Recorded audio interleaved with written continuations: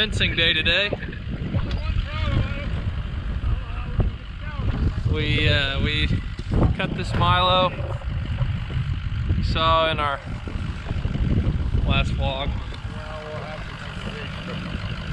You think we should probably catch them and haul them over here? Got some fence posts, I think that's insulators, Find to lead them out of the pasture and then they T-posts. go half a mile and then they want to go back. And I'm just afraid that them with the little calves. No, those little calves, they wouldn't do quite as well. So the next thing we can do is get the catch bin over there. Oh, that was it. Start feeding it in the catch bin. 5 steps for fencing. We lay out these 2 wires right here. Sometimes it's just 1 wire, but we're going extra heavy duty for this field. Next step, we put these insulators that I picked up at Tractor Supply on the fence post. All right, and then once that's done, then you line up your fence post. This is hard to do while holding the camera. With the wire there, get the wire inside the insulator. And these plastic insulators keep the wire from being grounded because it insulates it from the rod here, from the fence post. And the next step after you do that is to get the fence post into the ground, which can be easier said than done. We haven't had any rain since October, I think it was 3rd or 4th, so it's pretty dry actually. What's nice is that you can usually find a crack in the ground when it's this dry. We've got these things welded onto these posts so that you can stomp on them, get it to go on the ground. And oh yeah, you want to make sure that the wire is on the inside of the post and the cattle can't push against this because it'll shock them. But on the outside, if you would switch it around, they can push against this, right? Because it's not the wire. So you got to make sure the fence post is pointed the right way. We do that all the way around the field and hook it up to the fence charger over there, and then let the cattle out to graze these Milo stalks.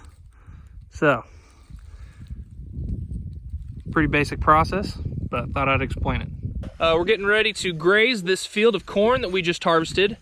So I am getting ready to pick up those bales in the waterway so that this field is ready to go, ready to be fenced, ready to be grazed. So let's get to work picking up these bales and we'll see how it goes. Got to unhook the trailer first.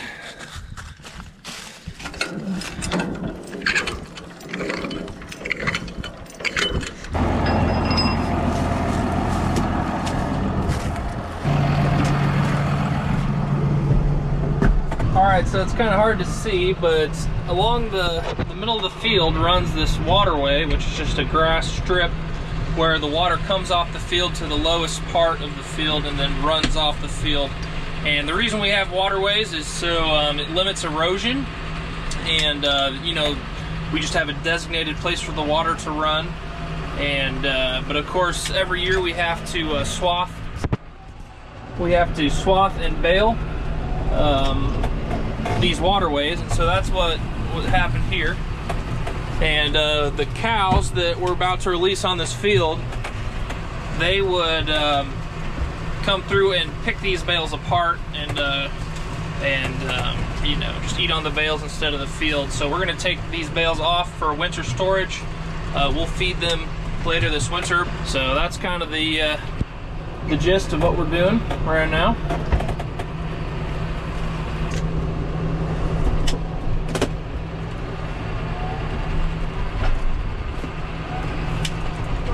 All right, we got the bales loaded up. Cows actually already been unloaded, it looks like. They came over the hill, started grazing. Kendall must have dropped them off. We'll see if we can go say hi. You guys enjoying those corn stalks? How are they tasting?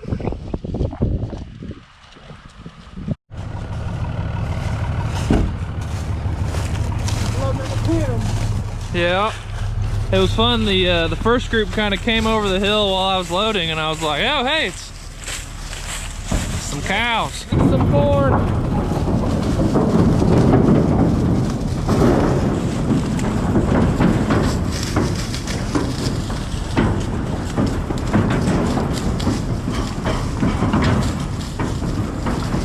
Oh, yeah. Walking into paradise. Dad said they'll find that waterway real quick and they'll grab it. Yeah, that's where they went first. That's where the other group is. That's probably good for them because their rumen needs time to adjust what it's eating, and that's what they're used to is grass and millet. So what's the most nutritional part of this, what's left over from corn harvest? The stalks and the leaves and everything is filler. I mean, it'll keep them full and help them keep them from losing weight, but if they'll kind of rummage around and find little pieces of corn. So yeah, there was one around here. Yeah, you see some corn that got missed every once in a while. The corn will give them energy for when it's cold if they pick that up. And then eventually, once it hits December, we'll have to supplement them some hay and things. Gotcha. But they'll probably be over here 2, maybe 3 months. So the goal is pretty much to just get them through the winter, and then yeah, so put them on corn stalks. It does 2 things. It increases your return per acre on on an 80 of corn because it supplies forage for your cows, and then it cheapens up feed costs versus if they're on a pasture for that long, they're going to tear up your pasture. They're going to ruin it for summer grazing. But you put them here, and they put manure on the soil a little bit, and they so the cows get forage, they put manure on the soil, and we're not doing anything with this field over the winter anyway. We'll plant it to something else in the spring, probably soybeans or Milo, and that's that. So yeah, so we'll go get one more load, and we did all this on the same day that we preg checked them.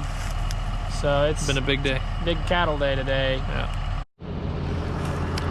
So I wanted to show you our finch charger. This is powered by both solar and, well, the solar powers the battery, and the battery powers the fence charger right here. You can see it is connected to the fence, and so this is an electric fence, and it's obviously to keep the cattle in the field and keep them where they're supposed to be. We come over here and we check the voltage on the fence every once in a while, make sure it's still kicking, and works pretty good. Pulling up to a field where we got our fall cows at and our fall calves. They're pretty much done calving, and I'm gonna go check on them today. I gotta drive down my pasture road because they're grazed until they can't no more. Gotta open another paddock gate to get to them though. They're in the 3rd paddock back from the road.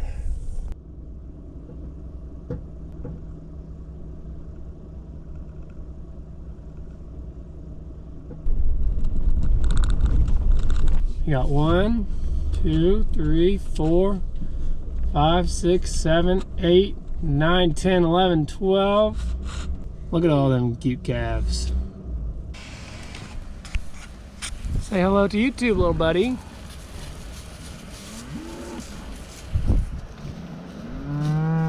There's my cows. We're not sure what we like. Oh, this is the most tame one.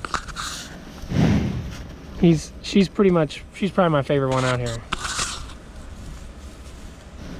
We're not sure what we like more, fall calving or spring calving, but we're trying both, and then we'll kind of decide which herd to expand the longer we have them.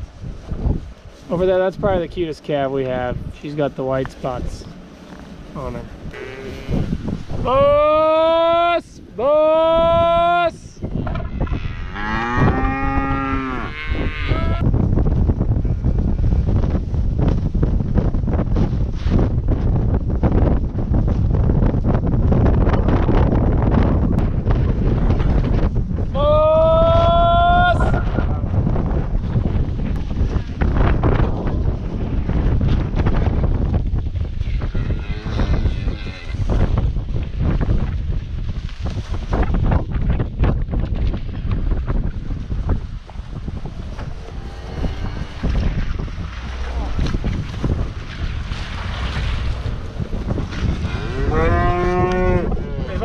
circle around this pasture. I think this will be their 4th time this summer, so they kind of know where we're going. Now I got to get out and open into the next paddock for them. We'll try a little selfie style here. So I gotta grab it.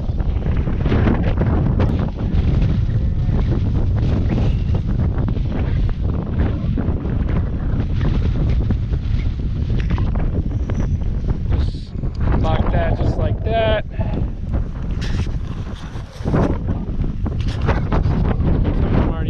Out.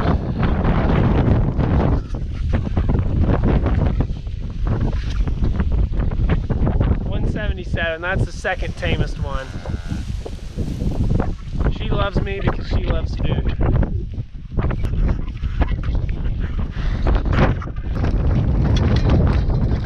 Just like that, okay? Okay. Thanks for filming.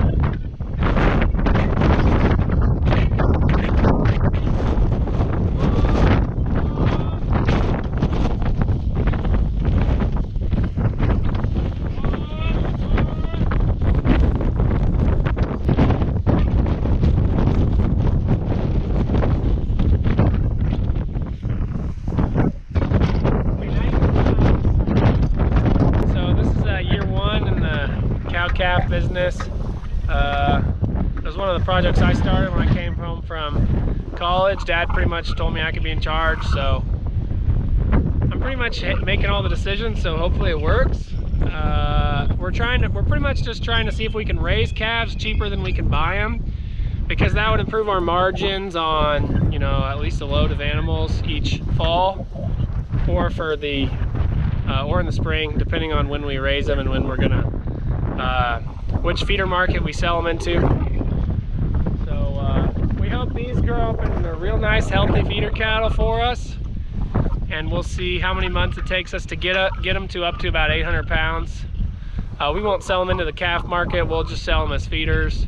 So these will stay on grass, be with their moms, maybe on a cover crop or corn stalks or something like that, until they're the right weight to enter the feedlot, and then we'll background them the same way we background the calves that we were buying, and we'll pretty much just see cost for cost, day to day, which ones we can raise for cheaper and which ones make more profit, and then expand that part of the business. So hope you've enjoyed watching, and we'll give you more glimpses in the future for sure. These are our spring calving cows, purchased in February.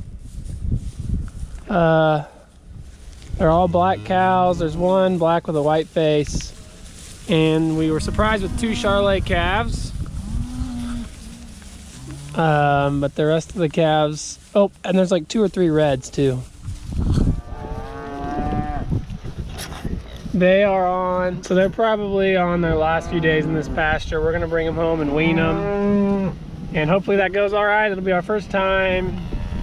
Well, we're just gonna figure out how we want our facilities to work with weaning, and hopefully it goes all right, and then we'll see what we can improve on for next year. So we got a lot to learn about having a cow herd, but we like being able to use different forage resources, and I like coming out to check them every 4 or 5 days. They're fun to watch grow, and they come to you a lot more than steers. They're just more excited to see you. Well, we got cattle grazing on corn stalks, got cattle grazing on Milo stalks, and then these cattle are just grazing here in the backyard, Kendall and Kaylin's house. Pretty nice night to watch some cattle eat some grass. Hope you enjoyed the video, fencing and taking care of cattle, and we'll be back next week with something else. Remember to subscribe down in the lower left hand corner there, or in the description of the video, and like us, follow us on Facebook, Twitter, Instagram, Snapchat, and yeah, New video every week, sometimes Monday, sometimes Friday, depending on how quickly I get it edited. And yeah, just enjoy that sunset.